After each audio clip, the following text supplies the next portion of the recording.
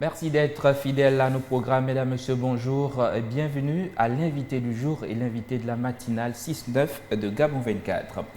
L'urbanisme, l'habitat et le logement social sont autant de secteurs au cœur des préoccupations des pouvoirs publics d'une politique volontariste menée depuis 2009 visant à améliorer et permettre aux populations gabonaises d'avoir accès à des logements décents et plus acceptables. Mais force est de constater que l'occupation anarchique, voire illégale de ces logements constitue un frein majeur dans la mise en œuvre du vaste programme prévu à cet effet. Ce mardi 29 novembre 2016, Bruno Ben Moubamba, vice-premier ministre en charge de l'habitat et du logement social, est l'invité de la matinale 6-9 de Gabon 24. Monsieur le ministre, bonjour et bienvenue. Bonjour, monsieur le vice-premier ministre. Monsieur le vice-premier ministre. On ne le dit jamais assez. Monsieur le vice-premier ministre, merci d'avoir accepté notre invitation. Mais avant de vous soumettre à cet exercice d'entretien, nous partons du côté du nord de Libreville à retrouver notre grand reporter Tex Akigassam et Ousmane Bina qui se retrouvent de ce côté pour nous donner la température sur place sur un site mis en place par l'État, des logements sociaux, bien sûr, on parle de ces logements sociaux. Monsieur, bonjour et c'est à vous.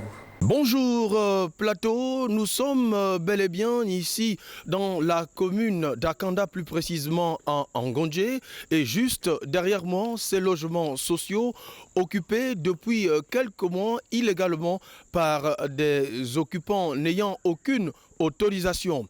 À ce propos, le ministère en charge de l'habitat et du logement social au Gabon avait donné un délai de grâce de 10 jours à ces occupants de régulariser leur situation. Le reportage du jour ce mardi matin se propose de savoir si effectivement ces situations ont été régularisées. Voilà pourquoi nous allons prendre dans quelques instants un des occupants avec qui nous allons nous entretenir succinctement. Alors, monsieur, bonjour. Bonjour, monsieur. Vous regardez la caméra, les télématinaux de Gabon 24 vous suivent et présentez-vous. Thierry Ondongema, je suis résident dans cette zone qui cause de petits problèmes. Un délai de grâce de 10 jours vous a été accordé par le gouvernement, par le biais du vice-premier ministre, ministre en charge de l'habitat et du logement social au Gabon, qui est effectivement sur le plateau de Gabon 24 ce matin. Alors, y a-t-il eu des avancées? Qu'avez-vous entrepris comme démarche pour régulariser votre situation? Nous sommes tout à fait d'accord avec la mesure prise du vice-premier ministre en nous accordant 30 jours, quelques jours. Et ces quelques jours sont presque à terme. Et nous sommes en train de faire un travail de fourmi où il faut recenser tous ces résidents afin qu'on puisse avoir tout le canevas nécessaire, qui est là, qui n'est pas là, qu'est-ce qu'on doit faire, ainsi de suite. Et nous appelons le gouvernement de venir en aide. C'est tout. Nous attendons des mesures très fortes dans ce sens. Voilà, merci à vous Plateau. C'est terminé ici dans la commune d'Akanda. Nous sommes bel et bien au nord de Libreville, la capitale gabonaise. Ce matin, c'était le reportage donc du jour. L'équipe de production ne reste plus qu'à vous souhaiter une bonne continuité de la matinale sur les antennes de Gabon 24. À vous Plateau. Monsieur le ministre, vous venez de suivre ce direct à chaud déjà. Pour la première question de savoir si c'est 10 jours que vous avez accordé à ces squatteurs ou 30 jours, parce que dans ce direct, il parlait de 30 jours. Les occupants illégaux sont des illégaux. Ils ont occupé des logements construits par l'État, par l'intermédiaire de l'ANGTI. Certains de ces logements, la plupart ont été confiés à la gestion de la société SNLS. Personne n'a le droit d'occuper ces logements sans avoir un contrat, sans payer un loyer. C'est illégal ce qui est en train d'être fait au nom de je ne sais quelle logique. Et on n'a pas le droit de se moquer du président de la République en baptisant des cités illégales, des occupations illégales de cités de l'émergence ou de cités de l'égalité des chances.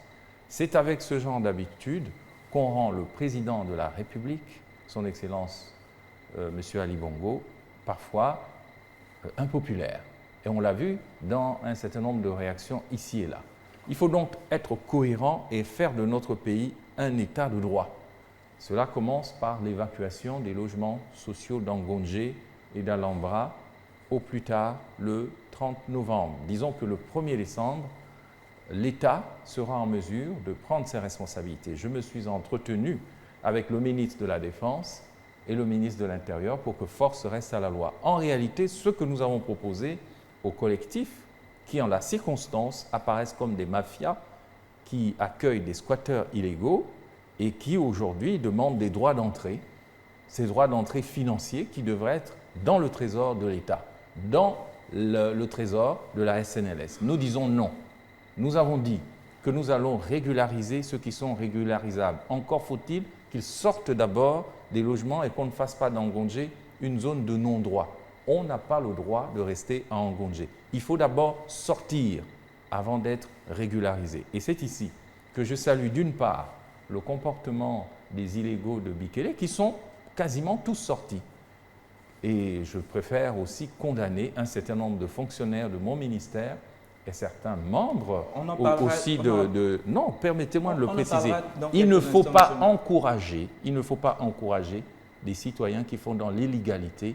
Il ne faut pas les encourager à s'installer comme ils sont en train de le faire parce que certains de mes fonctionnaires et certains responsables de l'État le font pour gêner le vice-premier ministre. En réalité, ils gênent l'État. Ces fonctionnaires véreux. C'est très simple. Dans les prochains jours, je vais procéder à une enquête administrative pour savoir quels sont ces fonctionnaires qui alimentent un réseau mafieux à Alhambra et Angondjé. D'autre part, dans les prochaines semaines, je lancerai un audit de l'habitat. Pour réaffirmer votre détermination à aller jusqu'au bout, est-ce que vous rassurez la population aujourd'hui que les logements sociaux occupés illégalement reviendront à l'État? Il y a des logements qui reviennent à des ayants droit qui ont été l'objet d'un tirage au sort favorable. Ils doivent rentrer dans leurs droits et occuper leurs logements qui sont pour la plupart abîmés. Qui va payer les dégâts? C'est l'État probablement. Et également, il y a 220 logements qui n'ont pas été reversés dans la gypsière, si je puis m'exprimer ainsi, de la SNLS. Eh bien, ces logements-là, 220 logements, nous allons les gérer au niveau du ministère jusqu'à ce que nous trouvions un modus vivendi qui satisfasse et l'État et les populations. Mais ce qu'il faut savoir, c'est qu'il y a aujourd'hui sur 872 logements, il y a un problème aujourd'hui sur 184 logements qui sont dans une parcelle où les ayants droit doivent rentrer dans leurs droits absolument et récupérer leur maison. Et il y a aussi sur une autre parcelle 220 logements occupés de manière anarchique qui n'ont pas fait l'objet de travaux de finition, ce qui nous fait un total de près de 300 logements qui peuvent être redistribués, à condition que l'on respecte la loi. On met beaucoup l'accent sur les occupants illégaux, mais on oublie un peu ceux qui ont rempli les formalités pour pouvoir avoir accès. Ce sont les ayants droit. Les ayants droit. Voilà. Mais qu'est-ce que vous comptez faire dans le bref délai? Parce qu'ils sont là, ils grognent silencieusement. Il y a d'autres qui grognent ouvertement. Mais aujourd'hui, votre politique se retourne, si on peut le dire, juste vers les squatteurs.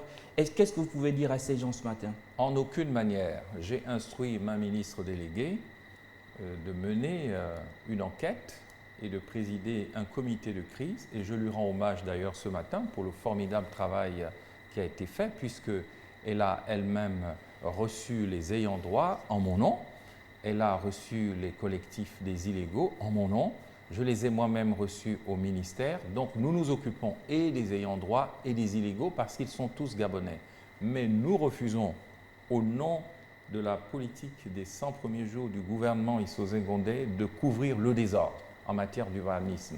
Puisque dans notre pays, nous devons absolument devenir un pays organisé en matière urbanistique. Voilà pourquoi le vice-premier ministre a lancé le concept de nouvel ordre urbanistique qui n'est que l'application dans mon département de la politique de l'égalité des chances. Et comment est-ce qu'elle va se matérialiser?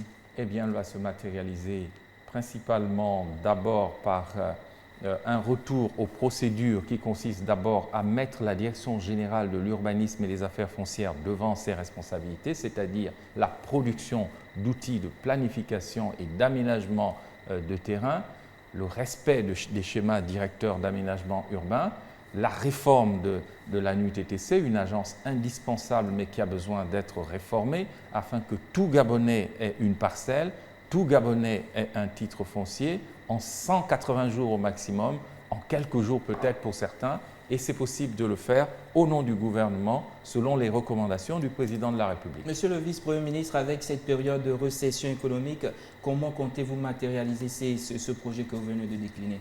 Où allez-vous trouver les fonds? Le gouvernement a une stratégie politique très simple en la matière, c'est celle d'encourager les partenariats publics-privés. Le vice-premier ministre est déjà en négociation avec de très nombreux investisseurs.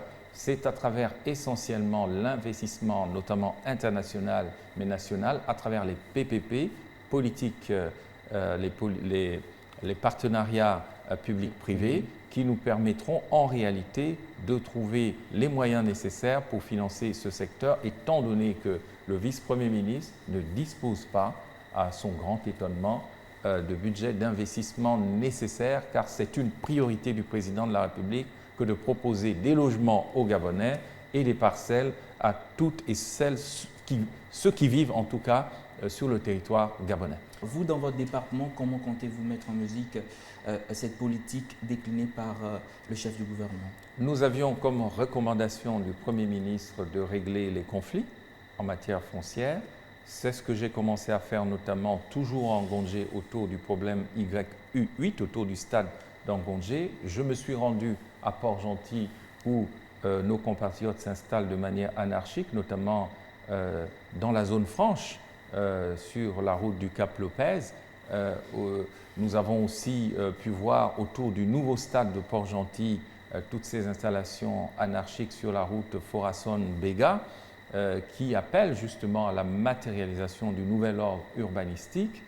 Dans la politique des 100 premiers jours, nous avions reçu comme instruction de procéder à la réforme de l'ANUTTC, de lancer les premières stratégies pour qu'en 2017, nous puissions avoir de nouveaux chantiers en matière de logement.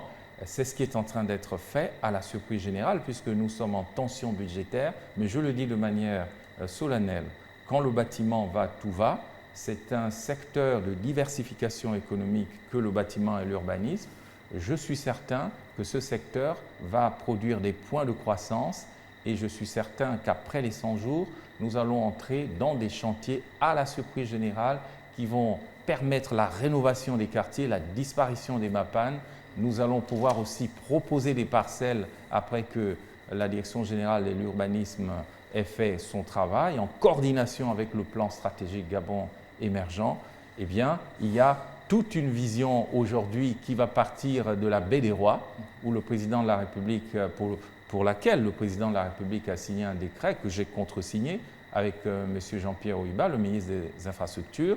Nous allons démarrer le nouveau projet urbanistique du Gabon à partir du PK0 jusqu'à Lambaréné et déployer autour de cet axe, cette épine dorsale, de nouveaux projets urbanistiques, de nouvelles parcelles, de nouveaux logements et même construire des villes nouvelles grâce au PPP, les partenariats publics-privés. Monsieur le Premier ministre, combien de temps peut prendre l'exécution de ces travaux?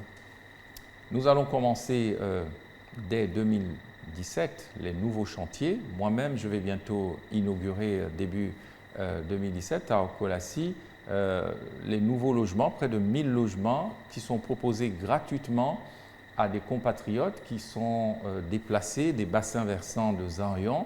Nous avons des projets à Port-Gentil de pouvoir relancer les travaux de la cité des Trois Dorades autour du stade de Port-Gentil.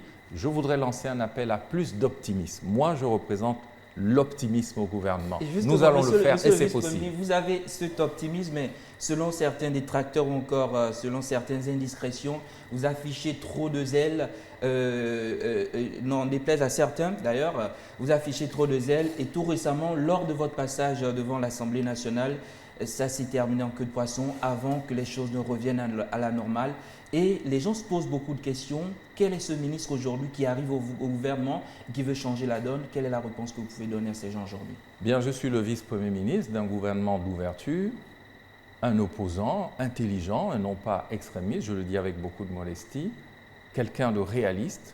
Je ne peux pas couvrir ceux qui ont entraîné le premier mandat du chef de l'État, parfois dans des difficultés. Ceux-là ne sont pas qualifiés pour donner des leçons au vice-premier ministre. c'est l'action qui compte. Seule l'action fait progresser un État. Ce n'est pas un excès de prudence. Il vaut mieux un excès de zèle et faire quelques erreurs que plutôt l'immobilisme qui entraîne parfois les populations à détester les autorités. Nous avons le devoir de servir le bien public, de servir les Gabonais. Et le président de la République nous l'a répété.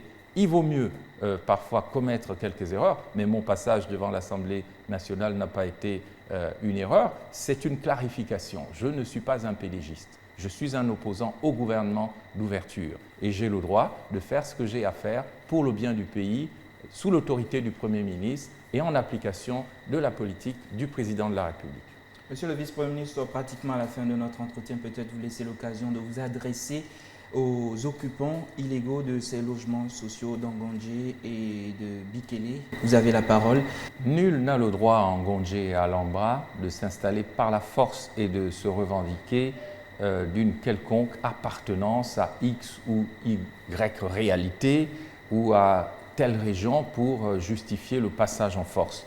Il est du rôle de l'État d'accompagner les Gabonaises et les Gabonais, de leur fournir un logement, de leur donner des parcelles, mais dans l'ordre et la sécurité.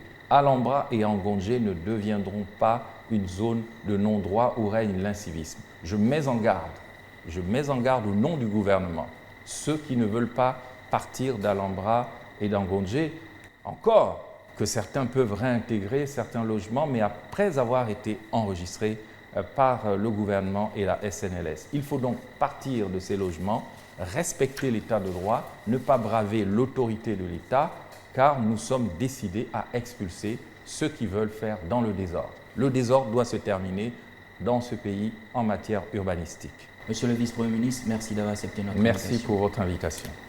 Voilà, point final à cet entretien du jour. Merci d'avoir été des nôtres. L'actualité continue sur Gabon 24.